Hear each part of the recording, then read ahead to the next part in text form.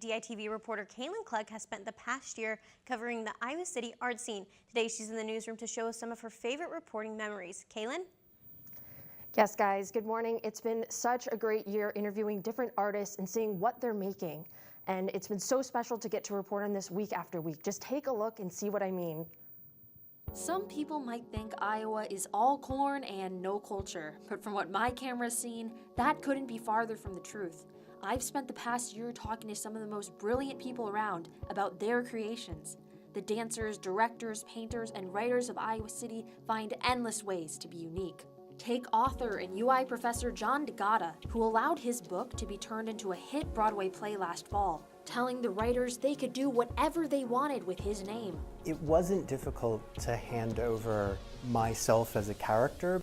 On the local stage, the UI Theater Department presented works old and new. Director Carol McVeigh created a brand new stage adaptation at Northanger Abbey. And I think Jane Austen would approve. And then this spring, director Alan McVeigh talked about the challenges of bringing the lavish Sunday in the Park with George to life.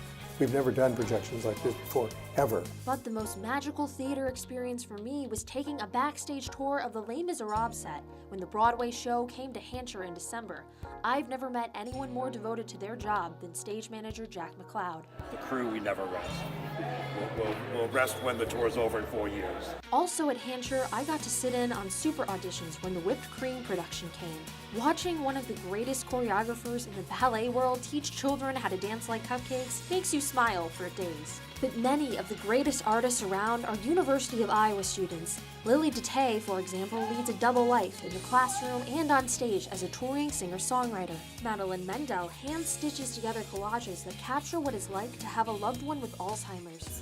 I like to imagine what it feels like to not know anybody anymore. And comedian Griffin Murray and his friends hosted monthly house parties where anyone could try their hand at stand-up comedy. Like, I'm now extroverted when I used to be introverted. It's been one of the best things for me personal growth-wise. And my favorite group of artists on campus is SVP, who use their filmmaking skills for 24 hours straight every February in a race to create the ultimate recap video for Dance Marathon. It's just a bunch of fun. These little kids wearing crazy costumes. And if that doesn't brighten your heart, I don't know what will. Another amazing filmmaker is Anahita Gazvini-Zada, who joined the Cinematic Arts Department faculty this year, sharing her Cannes-premiered film They with the Iowa City community.